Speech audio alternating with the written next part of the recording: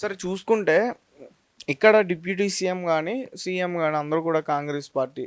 వీళ్ళందరూ కూడా కలిసి రేవంత్ రెడ్డి గారు గానీ, బట్టి విక్రమార్క గానీ. కానీ ఆంధ్ర వైపు నుంచి డిప్యూటీ సీఎంగా పవన్ కళ్యాణ్ గారున్నారు. ముఖ్యమంత్రి చంద్రబాబు నాయుడు గారు. చంద్రబాబు నాయుడు గారు ఒక్కరే కలిసారు. ఎందుకు తన వెంట డిప్యూటీ సీఎంని తీసుకురాలేదు వెంట పెట్టుకొని? ఎందుకు వాళ్ళు చర్చకి పవన్ కళ్యాణ్ గారిని పిలవలేదు? ఇప్పుడు అలా ప్రధానికి డిప్యూటీ సీఎం వెనకాల వేసుకుని రావటం అనుకోదు. ఆయన బాధ్యతలు రేపు డిప్యూటీ సీఎం బాధ్యతలు ఉంటాయి. ఏదో సీఎంగా ఎక్కడ ఎవరిని కలిసినా డిప్యూటీ సీఎం పక్కన ఉండాలనేది కరెక్ట్ కాదు. అది తోకలాగా అసహ్యంగా ఉంటుంది. ఏదో సీఎం టు సీఎం జరిగింది. కమిటీ వేశారు. కమిటీలో బట్టి విక్రమార్కగా శ్రీధర్ బాబు అతను ఉన్నాడు. ఇంకెవరో ఇద్దరు ముగ్గురు వేశారు. అట్లాగే ఇక్కడ కూడా కమిటీలో పవన్ కళ్యాణ్ ఉండొచ్చు రేపు. అదే కమిటీలు ఉన్నాయి, 2 కమిటీలు వేస్తామన్నారు కదా, మంత్రుల కమిటీ, ఆఫీసర్స్ కమిటీ. మంత్రుల కమిటీలో ఇక్కడ ఉప ముఖ్యమంత్రి ఉన్నట్టు అక్కడ కమిటీలో కూడా ఉప ముఖ్యమంత్రి ఉంటాడు. అదే కమిటీలో ఉంటుంది. డైరెక్ట్గా సీఎం కలిసే ప్రతి చోట డిప్యూటీ సీఎం ఉండాలనేది ఆనవాయితీ కరెక్ట్ కాదు. ఆనవాయితీ ఉండదు. ఆ బాధ్యత అలా అయితే చాలా కష్టం అయిపోద్ది. డిప్యూటీ సీఎం కూడా ఒకే పార్టీకి చెందిన వ్యక్తి కాదు. డిప్యూటీ సీఎం వేరే పార్టీ కదా, 2 పార్టీలు సెపరేట్ కదా. సో దాని గురించి నేను అడుగుతున్నాం మిమ్మల్ని. వేరే పార్టీ అవ్వచ్చు, but deputy CM need not accompany CM always. అన్ని విషయాల్లో అన్ని వేళలా డిప్యూటీ సీఎం తీసుకునే సీఎం వెళ్ళాలనే ప్రోటోకాల్ ఉండదు. ఎక్కడ కూడా ఏ ప్రభుత్వం అయినా ఉండదు. అది మనం అలా అడగటం కూడా కరెక్ట్ కాదు.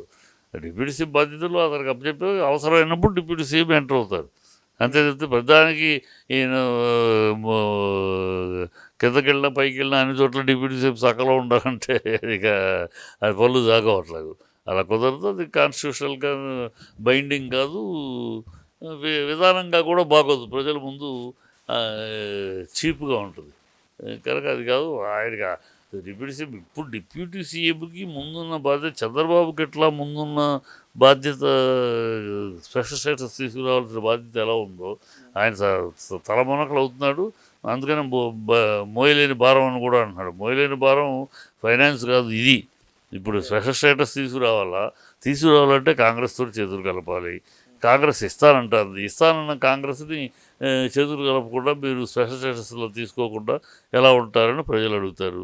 సో వెళ్ళాలంటే బీజేపీకి ద్రోహం చేయాలి. ద్రోహం అని అనిపించుకోవాలి. ఆ ద్రోహం కాదు, ఇది రాష్ట్రం కోసం, రాష్ట్ర ప్రయోజనాల కోసం. ఆ రోజు బీజేపీతో కలిసి 2018 విడిపోయినందుకే ఇప్పుడు మళ్ళీ వాళ్ళు ఏమనంటున్నారు, వీళ్ళు ఇస్తానంటున్నారు. ఇచ్చేవాళ్ళని ముద్దు వచ్చినప్పుడు సంఖ్యకుండా ఇస్తానన్నప్పుడు ఇన్నాళ్ళు కష్టపడ్డాం, ఇవాళ ఇస్తానంటున్నారు. తీసుకోకపోతే ఎట్లా, అందుకని తీసుకున్నాను అని చెప్పి ప్రజల్ని ఒప్పించే బాధ్యత తీసుకుంటాడు. అలా ఈయన ముందు ఉంటే ఆయన ముందు పవన్ కళ్యాణ్ ముందు 32,000 అమ్మాయిలు విషయం చాలా ముందు ఉంది. 32,000 అమ్మాయిలు మిస్ అయ్యారు అంటంతో ఆగితే వేరు. 32,000 అమ్మాయిలు మిస్ అయ్యారు, నాకు ఇంటెలిజెన్స్ ఆఫీసర్ ఇచ్చిన ఇన్ఫర్మేషన్ ఉంది అన్నాడు ఆయన. అంటే చాలా నిర్దిష్టమైన ఆధారాలు కదా, ఒక ఇంటెలిజెన్స్ ఆధారాలు. ఎన్ని ఆధారాలు ఉన్నాక అప్పుడు అధికారం లేదు, ప్రజలు కూడా నమ్మారు. 32,000 మంది అమ్మాయిలు మిస్ అయితే ఈ ప్రభుత్వం పట్టించుకోలేదు, పవన్ ఏదో పట్టించుకుంటాను నేను సాధిస్తానంటున్నాడు. నమ్మే ఓట్లేశారు.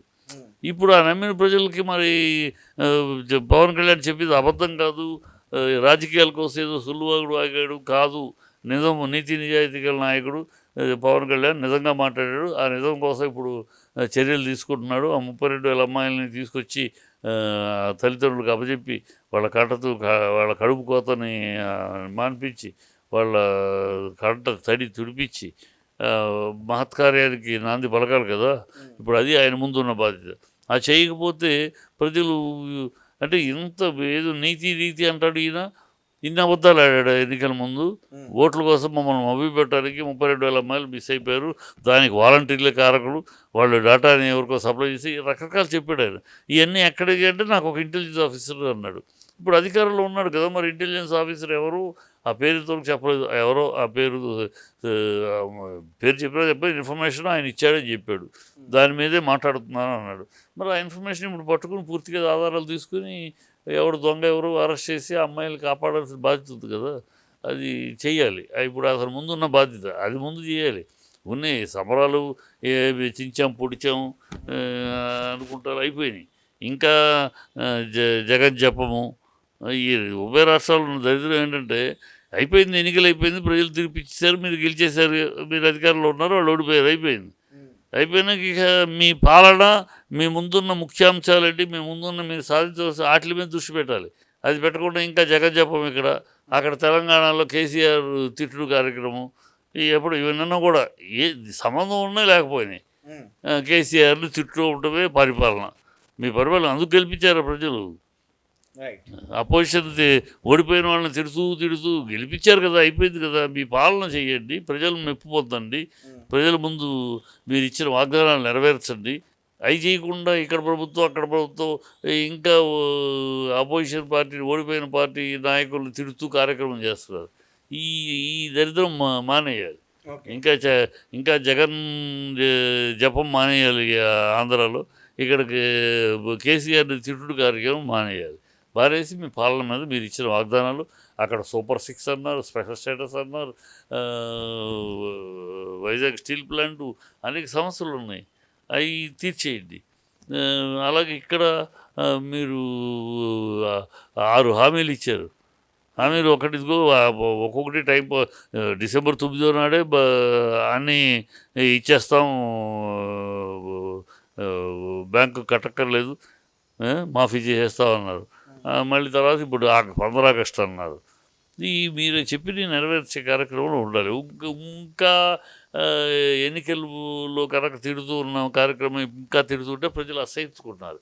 ఇంత తొందరగా 6 నెలల్లోనే కాంగ్రెస్ ప్రభుత్వానికి వ్యతిరేకత, ఇంత తొందరగా ఇంత వ్యతిరేకత సాధించిన ప్రభుత్వం ఏదైనా ఉంటే రేవంత్ రెడ్డి ప్రభుత్వం.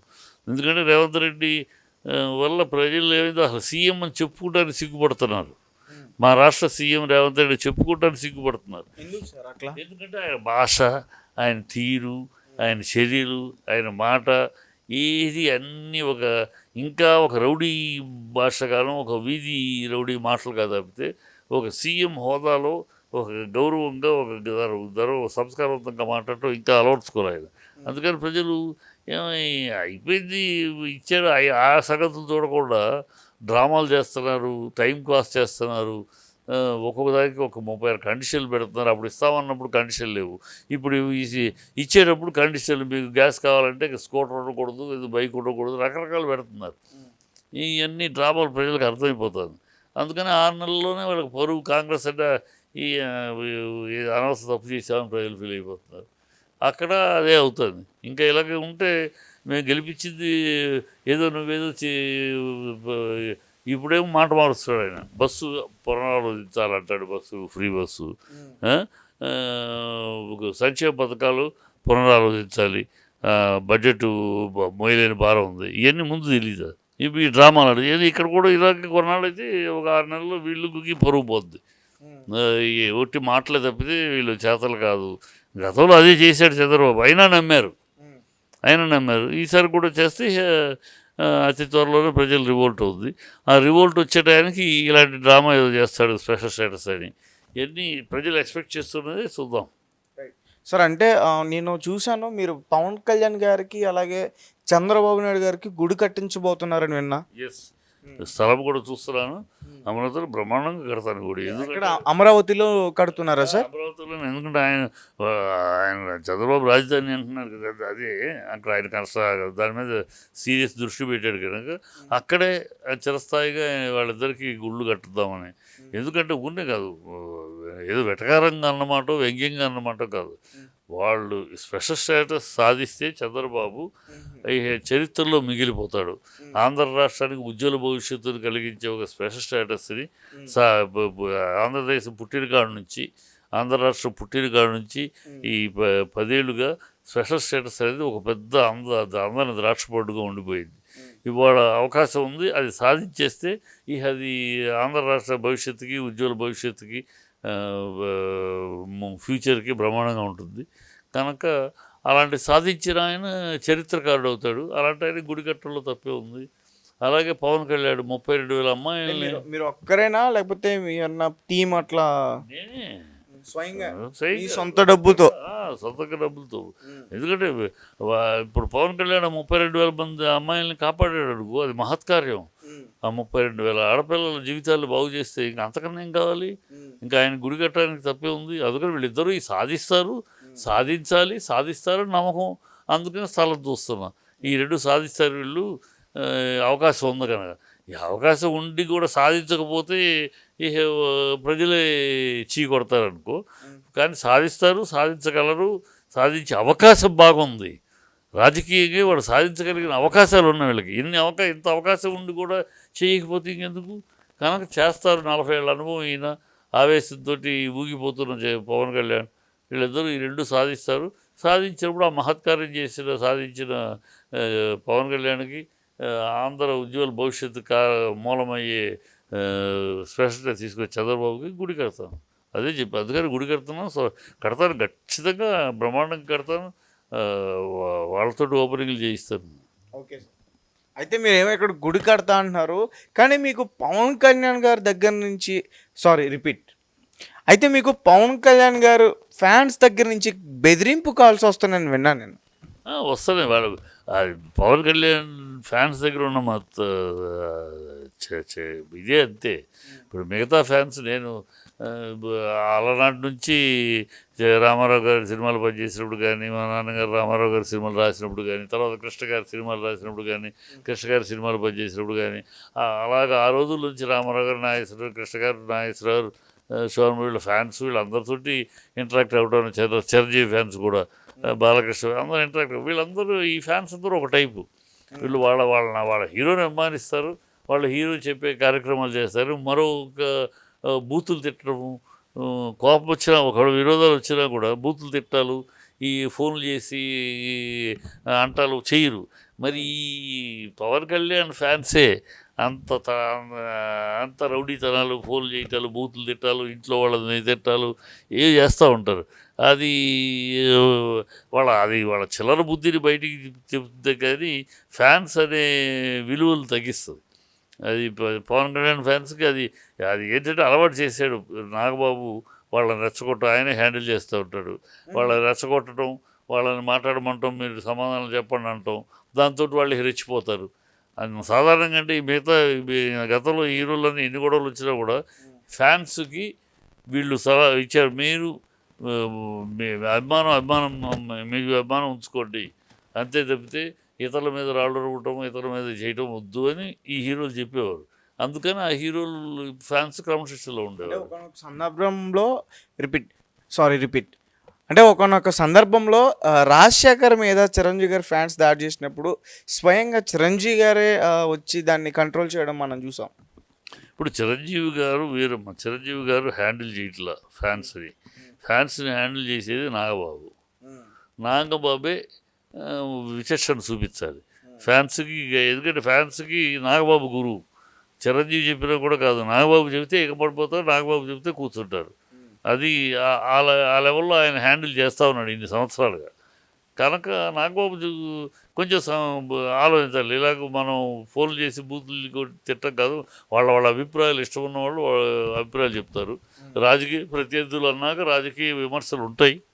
రాజకీయ ప్రతినిధులు మిమ్మల్ని ఏమి అనకూడదు, మీరు ఎవరినైనా ఏమైనా అనొచ్చు, మిమ్మల్ని ఏమి అనకూడదు, మీరు ఏ హీరోలైనా ఏమైనా అనొచ్చు, నాగబాబు బాలయ్య ఎవడు అని అనొచ్చు, మోహన్ బాబుని తిట్టచ్చు, మీరేమైనా ఎవరినైనా అనొచ్చు, కానీ మిమ్మల్ని ఎవరు అనకూడదు అని అనుకుంటే ఫ్యాన్స్ ఎట్లా? తప్పు కదా అది. ఫ్యాన్స్ అంటారు, అయ్యా అంటారు, అనిపించుకుంటారు.